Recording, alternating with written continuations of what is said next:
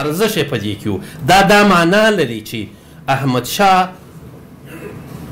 یوازې په دې فکر نه و چې دی باید ملکونه ونسي لکه چې د خپله هم اشاره ورته کړې ده چې زما هدف یوازې او یوازې په افغانستان کې د هغه میراث ساتل دي کوم چې له پخوانیو شاهانو څخه ماته راپاته دی هغه ټوټه ټوټه افغانستان باید راټول سي په همدې خاطر یې د پاچهي 3 میاشتې لا نه وې تېرې سوي چې د مختلفو قومونو یوه لویه جرګه یې راوغوښتله او د هغوی سره یې د یو واحد افغانستان او په واحد افغانستان کې د ټولو قومونو د یووالي پر طرحه بحث وکړي هغه د قومونو د مشرانو د جرګې لخوا فیصله سول او احمدشاه بابا د هغه مطابق خپلو کړنو او خپلو دولتي ادارو پر مخ بیولو ته دوام ورکړي له 4م صنف نه چې زموږ په ښوونځیو کې د تاریخ مضمون شروع کیږي دا یوه خبره زموږ غوږو ته رارسېدل زه نه پوهېږم اوس سړي سره دا سوال پیدا کیږي چې ولې احمدشاه بابا دا داسې یو غلیم و دا داسې یو جنګي سړی و چې دا هند یې ریز مریزه کوي چې مرهټان یې په زرهاوو مړ کړل چې مغول یې مړ یعنې موږ ته دا زموږ پر ملي احساساتو زموږ پر پاکو احساساتو داسې تجارت وسو زما په خپله عقیده او لیکوال دې ته راهڅول کېدل چې گویا هغه یوازې یو جګړه مار گویا هغه یوازې یو قاتل گویا هغه یوازې داسې یو څوک چې وینې دې توی سي خدای دې پاچا وي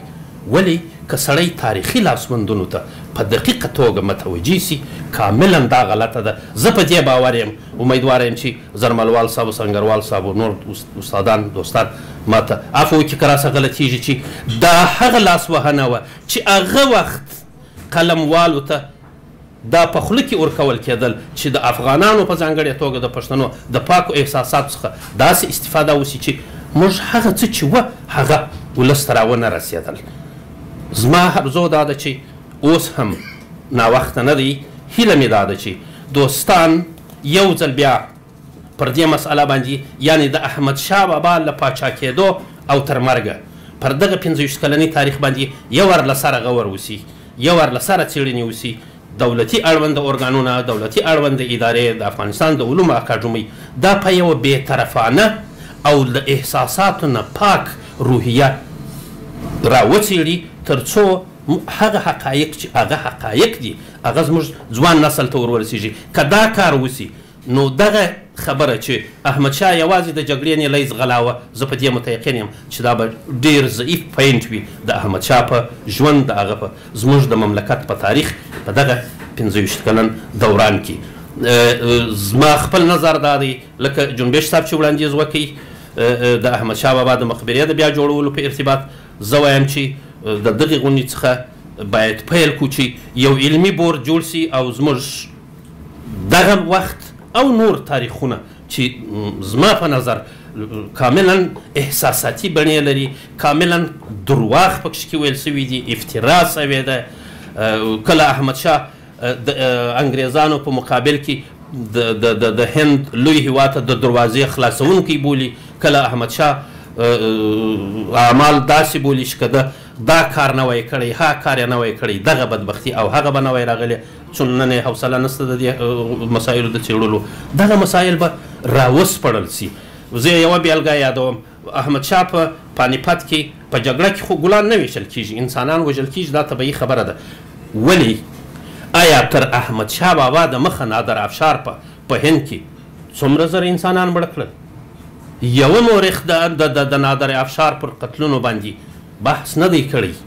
په هغه کې هم مسلمانان او هم پښتانه مړه سول تر هغه راوروسته په دغه ځای کې تر احمدشاه راوروسته انګریزان چې هلته وه په هغه جګړه کې چې وسول په زرهاو انسانان مړه سول متاسفانه یو لیکوال یو مورخ پر دې باندې بحث نه کوي یوازې ګوته احمدشاه ته نیول کېږي او موږ په دې خوشحاله کوي چې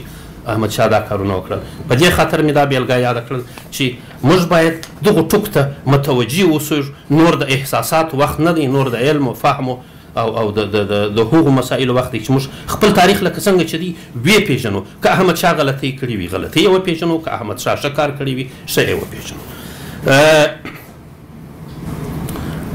یوه ټکي چې زرملوال صاحب هم اشاره ورته وکړل ما البته یو ځای لوستی دی چې احمدشاه بابا سره له دې چې دا احساس یې درلودی، دا غرور یې درلودی چې نه یوازې خپل وطن را جوړ کړي بلکې هر مظلوم ولس چې دته لاس ور وغځوي دی کومک سره وکړي، هغه دا نه پټوي. وایي زما لپاره دا یو ارمان دی او زه غواړم دا ارمان پوره کړم تر څو د قیامت په ورځ د خدای په مقابل کې مسؤول ونه اوسم. هر مسلمان چې ما ته لاس را وغځوي زه د هغه سره کومک کوم، نو ځکه د شاه الله سره د کومک وکړي او د هند مسلمانانو د ظلم څخه د خلاصون په حرکت په خاطر دا حرکت شروع شو. خدا لکه چې ما عرض وکړي د تاریخ مهمې پیښې دي، مختلفې پیښې دي، په دې هکله سړی باید کار وکړي. احمدشاه بابا موږ ته د یوه داسې دولت بنیاد کښېښوی چې تر اوسه پورې راپاتې دي. هغه الفاظ چې په اردو کې استعمالېدل، هغه الفاظ چې په دربار کې استعمالېدل د ظاهرشاه تر اولینو دورو پورې موجود و. دوستان خبر دي، بیا په علومو اکاډمۍ کې پر دې باندې تجدید نظر وشو، نومونه پښتو او دري ته راواړول شول چې زه هغه نومونو څخه ځکه ډاډه کوم چې صفیه خور او زرملوال صاحب او سنګروال صاحب دې مسایلو ته اشاره وکړل. دا معنا لري چې احمدشاه د ډېر لیرې افغانستان لپاره فکر کاوه. دا د دې معنا لري چې احمدشاه افغانستان په یوه سوله ایز، په یوه آرام، په یوه منظم دولتي حالت کې څېړه او دا یې ارمان درلودی. ځکه یې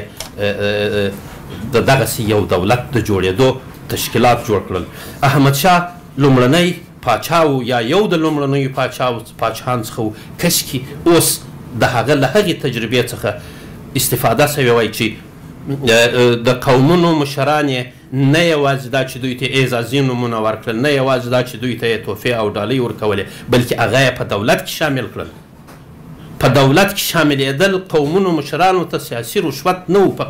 په دولت کې د قومونو د مشرانو شاملېدل دا معنا درلودل چې هغوی په دغه دولت کې ځان احساس کړي، هغوی د دغه دولت په مقابل کې، هغوی د احمدشاه د طرحو پلانونو په مقابل کې چې د افغانستان د بیا جوړېدو په منظور یې لري ځان مسؤل احساس کړي. همدا دلیل و چې د احمدشاه په مقابل کې په افغانستان کې یو قوم نه دی راپورته سوی. اختشاشونه یو دوه درې وسول، البته هغه اختشاشونه هم د پردو په لمسون، هغه اختشاشونه هم یا د اردو په چوکاټ کې یا هغه څوک چې پخوا یې له احمدشاه بابا سره اختلاف درلودی چې یو له هغو څخه په کندهار کې اختشاش و. کله چې احمدشاه بابا په هندوستان کې و راغی بیا هغوی سره دا مسله حل کړل.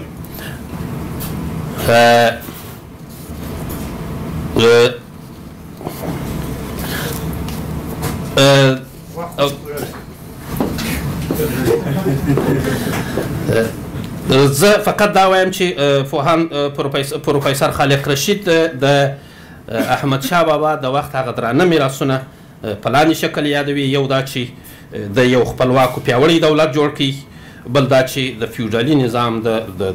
برسېره کولو د هغه ته د لارې د خلاصولو لپاره یې امکانات برابر کړل. له شماله تر جنوبه یې د ټولو قومونو، ژبو او مذهبونو بې له توپیره په دولت او په دولتي کارو کې ونډه ورکړل. د افغانستان حاکمیت یې هغه جغرافیایي سرحداتو کې د ساتلو لپاره یې کار کاوه او له هغه څخه یې دفاع کول. احمدشاه بابا د دغې منطقې د فرهنګ او تمدن د رشد او پیاوړتیا لپاره کار کړی دی چې بل بحث دی. نو جنبش صاحب وایي وخت کم دی، زه فقط غواړم دې ټکي ته په اشاره سره خپل لیکنه پای ته ورسوم چې احمدشاه بابا د دولتي تشکیل سره په څنګ کې یوه بله اداره هم جوړه کړل چې هغه تقریبا یوازې له انګلستانه 119 کاله راوروسته جوړه سوې ده. نور نو د یو تعداد هیوادو څخه تر 200 او 110 130 او 80 او 90 کلونو په شاوخوا کې وړاندې هغه د څار اداره ده چې احمدشاه بابا په دې پوهېدی چې په افغانستان کې مختلف هیوادونه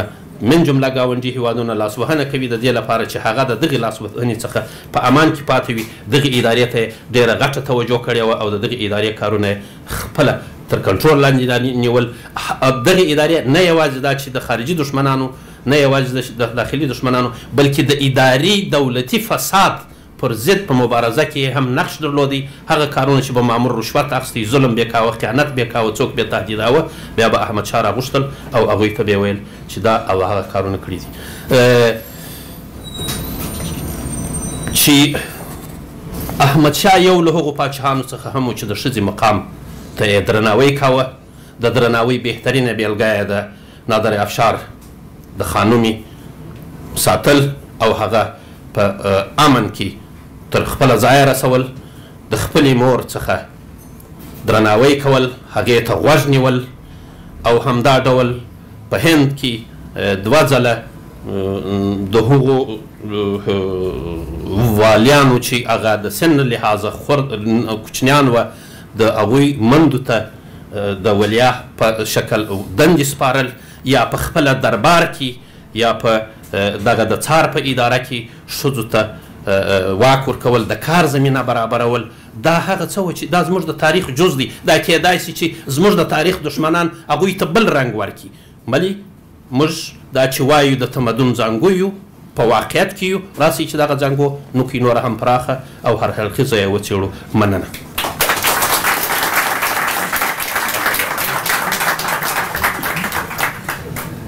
کورمدان غمخور صاحب، تخنیکي مرسته به غواړي. اوس هغه برخې ته رسېدلي یو چې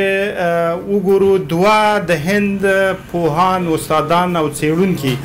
د پانیپت په جګړې او د احمدشاه بابا پر ونډې څه نظر لري. 2، یو هندو او یو سک استاد. لومړی د جواهرلال نهرو د پوهنتون د استاد امریش داکا نظر دی، ژباړل شوی دی، اوس په غږ کې تاسو ته خپرېږي.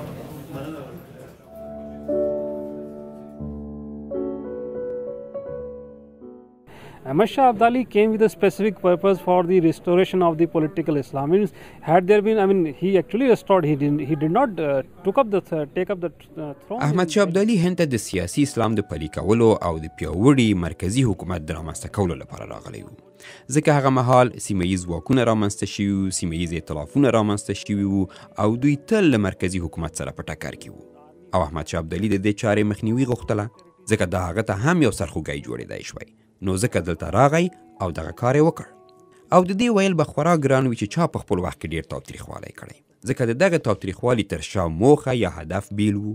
مرهټان او ځینې نور غیر هندي واکمنان چې پر دې سیمې باندې برید کړی دی، د خپلې واکمنۍ د سیمې پراخول یې غوښتل. خو برعکس بیا احمدشاه ابدالي دا نه غوښتل، هغه د مرکزي حکومت پیاوړتیا غوښته. نو دې ته په پام سره هغه به هغه چا سره جګړه کوله یا مقابله به یې ورسره کوله چې هغه ځواک د ده د ځواکونو په وړاندې مقاومت کاوه، او نورو بیا چې غوښتل واکمني وکړي او د خپلې واکمنۍ سیمې پراخې کړي، نو بېلابېلو کارونو ته به یې لاس اچوه. د بېلګې په توګه مالیې به یې لګولې، او هر هغه کس چې د مالیو له ورکړې نه به یې سرغړونه کوله، نو هغوی به یې د تاوتریخوالي هدف وګرځول. خو که احمدشاه ابدالي په هند کې پاتې وای او د واکمنۍ هڅه یې کړې وای، نو خامخا کیسه به بیا بدله وه. خو د هغه اصلي موخه د سیاسي اسلام او د مرکزي حکومت پیاوړتیا وه، او دا یې وکړل او لاړ. او احمدشاه ابدالي دپاره افغانستان مهم و. هغې غوښتل چې خپله واکمني هلته ټینګه کړي او افغانستان ځواکمن کړي. که داسې وانګیرو چې مرهټانو ټول هند نیولی وای، نو دې حالت به د سویلي اسیا او یا هم د نیمې وچې جغرافیایي او فرهنګي انډول بدل کړی وای په بشپړه توګه. او خامخا په افغانستان کې احمدشاه ابدالي ته هم یو ګواښ و، او همداراز د افغانستان د یو ځواکمن هیواد په توګه د رامخته کېدو مخه به یې هم ډب کړی وای. او د دې سوال په ځواب کې چې آیا هغه دلته غنایمو او شتمنۍ لپاره راغلی و، داسې ویلی شو چې هو سمه ده، هغه څه پیسې او غنایم له دې ځینه یوړل، خو په هغه کچه کې نه و. دغه پیسې چې دې ځینه یوړل شول، دا به د احمدشاه ابدالي د پوځي ځواک د لګښت 1 کال یا د 2 کلونو بودیجه به وه، خو دلته د راتګ اصلي هدف دغه غنایم نشي کېدی. او دا به هم د منلو وړ نه وي چې مرهټو کولی شول د انګریزانو د پرمختګ مخه ونیسي، ځکه مرهټي ځواک یا غورځنګ یو ملتپاله غورځنګ نه و. اوان د دغه راز یوې موخې استازیتوب هم نه کاوه، او بل دا چې دوی پر ټول هند ولکه نه لرله، په ټول هند کې نفوس نه لاره، آن په پنجاب کې یې اغېز نه درلود.